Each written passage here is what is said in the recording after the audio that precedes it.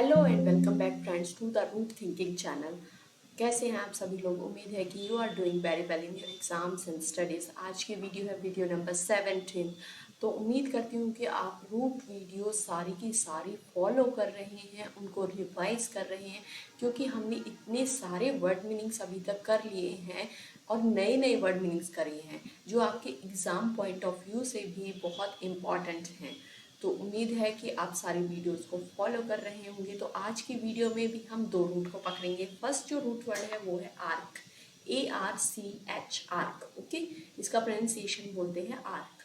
Second root word है वो है आर्बोर, ARBOR, आर्बोर। ठीक है, तो इनसे कौन कौन से वर्ड्स बनते हैं, इनके क्या क्या मीनिंग होते हैं, चलिए देखते हैं। फर्स्ट जो रूट वर्ड है वो है आर्क। आर्क का मतलब होता है रूलर।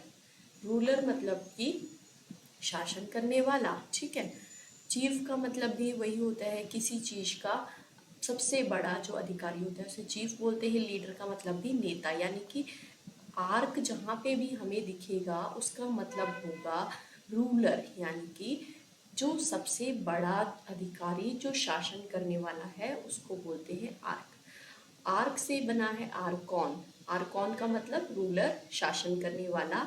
सेकंड वर्ड है मोनार्क। देखिए, मोना भी एक अपना एक रूट है और आर्क भी एक अलग रूट है, दोनों को वर्ड मिलाकर बना दिया है मोनार्क।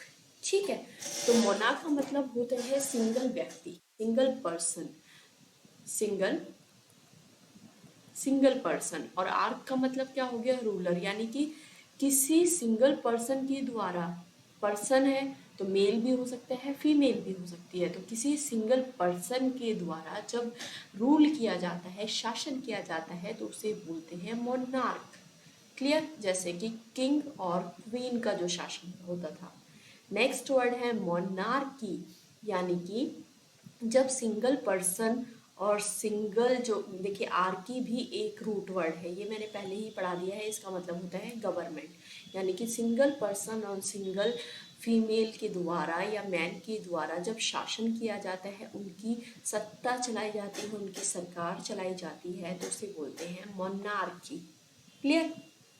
नेक्स्ट वर्ड है अन्नार्की। अन्नार्की का मतलब होता है, देखिए आर्की के पीछे ए एन लग गया, अन्नार्की यानी कि जहाँ पर कोई सत्ता नहीं है, कोई रूल नहीं है, नो रूल।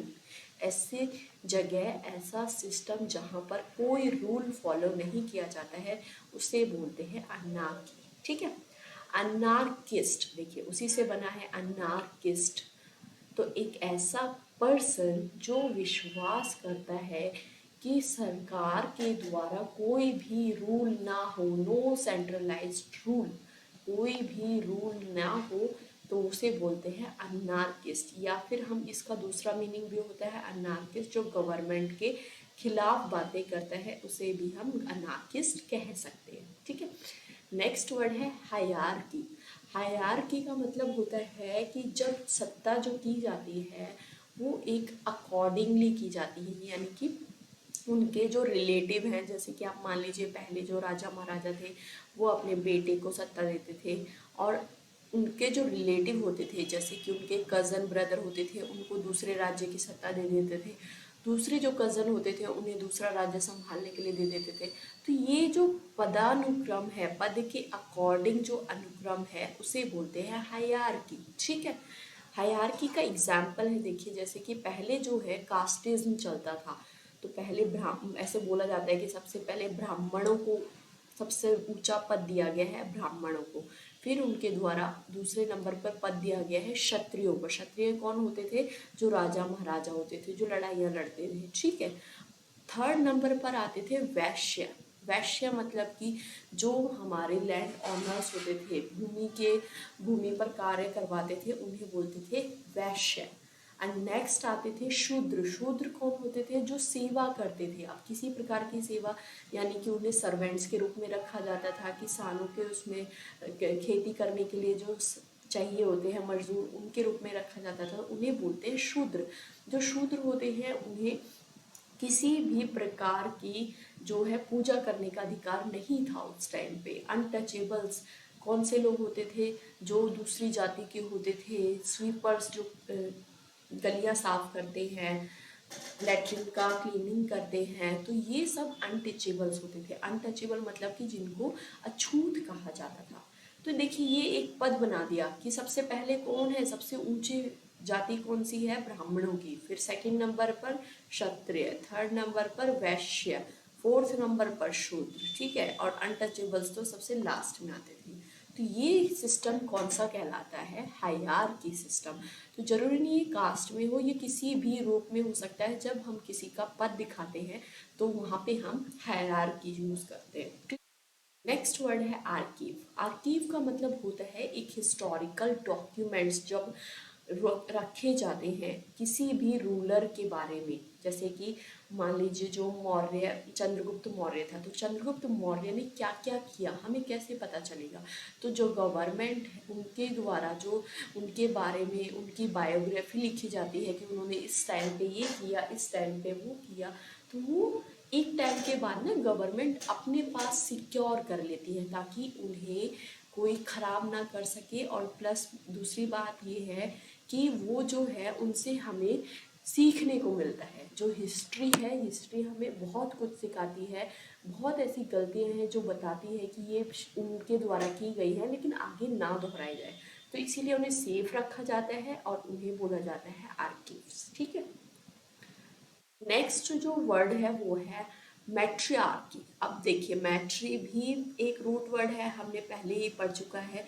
उसका मतलब होता है फीमेल, यानी कि एक स्मॉल शासन, एक स्मॉल कम्युनिटी किसके द्वारा की जाती है, फीमेल के द्वारा रूल की जाती है, तो उसे बोलते हैं मैट्रियार्की, ठीक है।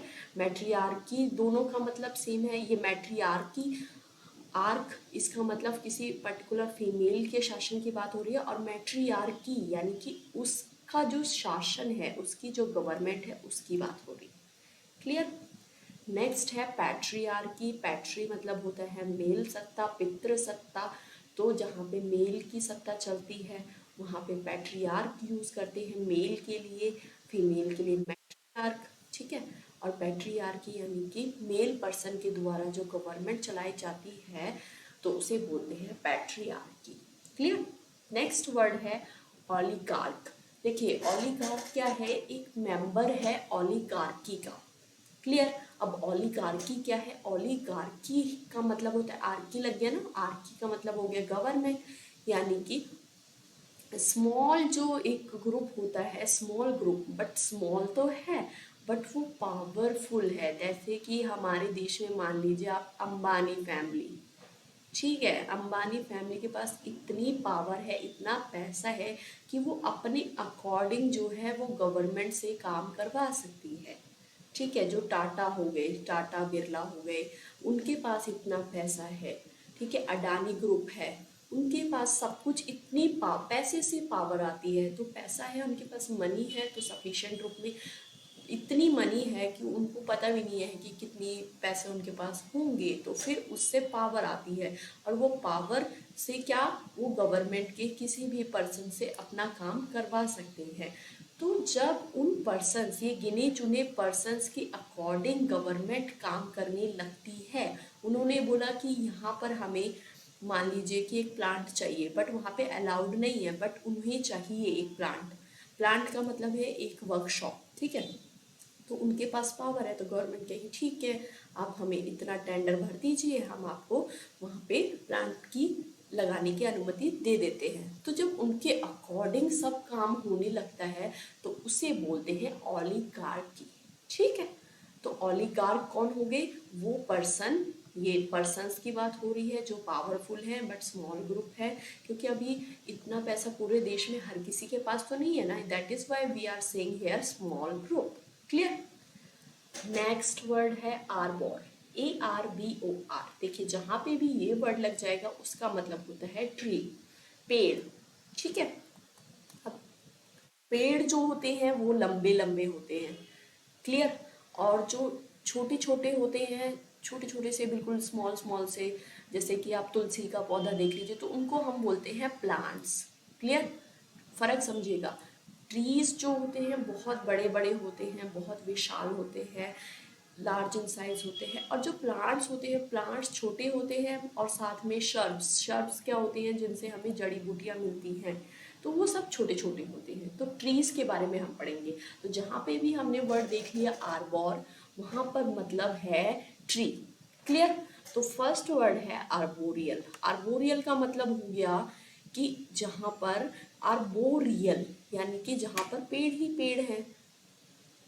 ठीक है, ये एक एडजेक्टिव के रूप में काम करता है, यानी कि पेड़ों के बारे में बताता है। जहाँ पर पेड़ है, पेड़ों के पूरा एक मान लीजिए फॉरेस्ट, तो वहाँ पे एक पूरा फॉरेस्ट है तो उसको बोलेंगे आर्बोरियल प्लेस। ठीक है। आर्बोर का मतलब ट्री बता दिया है। Sorry, arboreal animals. तो आर्बोरियल मतलब कि ट्री, आर्बोर मतलब ट्री। क्लियर। TREE है। ठीक है। और एनिमल्स का मतलब ऐसे एनिमल्स जो ट्री खाते हैं, ट्रीज पर रहते हैं, ट्रीज पर ही अपना जीवन यापन करते हैं। Mostly time they spend on trees. तो वो कौन से एनिमल्स होते हैं? Arboreal animals. जैसे कि आप चिंपैंजीज देख लीजिए, मंकीज देख लीजिए, या स्क्वायरल देख लीजिए। वो क्या करते हैं? वो ट्रीज से ही पत्ते खा लेते हैं, ट्रीज पर ही अपना नेस्ट बना के उसी पे सो जाते हैं। या मंकीज को तो नेस्ट की जरूरत भी नहीं होती, और ट्रीज पर ही अपने जो मैमल्स होते हैं तो वो अपने बच्चे वहीं दे देते हैं, नहीं तो वो अपने एग्स भी दे देते हैं। और ट्रीज पर ही वो अपना मतलब पूरा जीवन, हार्डली वो अपने पूरी लाइफ में नीचे मतलब कि 5 से 6 बार ही धरती पर कदम रखते होंगे ऑन लैंड, वरना वो ट्रीज पर ही अपनी लाइफ बिता देते हैं। तो ऐसे एनिमल्स को क्या बोलते हैं? Arboreal animals. क्लियर। आर्बोरेटा। आर्बोरेटा का मतलब है एक ऐसी फैसिलिटी, एक ऐसी जगह जहाँ पर क्या है, ट्रीज है, शर्ब्स है, उन्हें उगाया जाता है। किस चीज़ के लिए? एग्जीबिशन के लिए। एग्जीबिशन मतलब प्रदर्शनी लगाने के लिए, किसी को दिखाने के लिए। हम लगाते हैं ना साइंस का एग्जीबिशन, वहाँ पे अपने प्रोजेक्ट्स बना के दिखाते हैं ऐसे ऐसे करके। तो ऐसे ही आर्बोरेटा और आर्बोरेटम दोनों का मतलब एक ही है, कि एक ऐसी जगह जहाँ पर हम ट्रीज को, जैसे कि मान लीजिए पूरा का पूरा हमने जगह बनाई है, जैसे कि हम घुमाने के लिए बनाते हैं ना, कि पार्क बना दिया, उस पार्क में लेकिन एंट्री फीस भी लगाई, एंट्री फीस लगा दी है, और उन्हें एक नॉलेज के लिए बनाया गया है। जैसे कि यहाँ पर हमने डिफरेंट टाइप्स के ट्रीज उगाए हैं, फिर यहाँ पर डिफरेंट टाइप्स के हैं। यहाँ पर जो है एक ऐसे भी ट्रीज हैं, जैसे कि नीम का ट्री है, वो उसके बहुत सारे फायदे होते हैं। पीपल है, उसके बहुत सारे फायदे होते हैं। तो जब हम डिफरेंट डिफरेंट टाइप्स के ट्रीज और शब्स, शब्स मतलब कि जो जड़ी बूटियाँ मिलती हैं जिनसे, उनको नॉलेज देने के लिए उगाते हैं और उनका एग्जीबिशन करते हैं, लोगों को बताते हैं, तो उसे बोलते हैं आर्बोरेटा या आर्बोरेटम। क्लियर। तो now the quiz section is here. First word है आर्बोरियल, सेकंड वर्ड है मोनार्क, थर्ड वर्ड है अनाकी, and the last word is arbor. इन सब का मीनिंग आपको कमेंट सेक्शन में लिख के बताना है। Thank you so much for this video. मिलते हैं नेक्स्ट वीडियो में। उम्मीद है कि ये सब आपको समझ में आए होंगे।